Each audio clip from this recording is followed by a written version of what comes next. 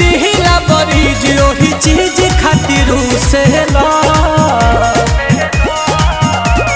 रात भर हे राजा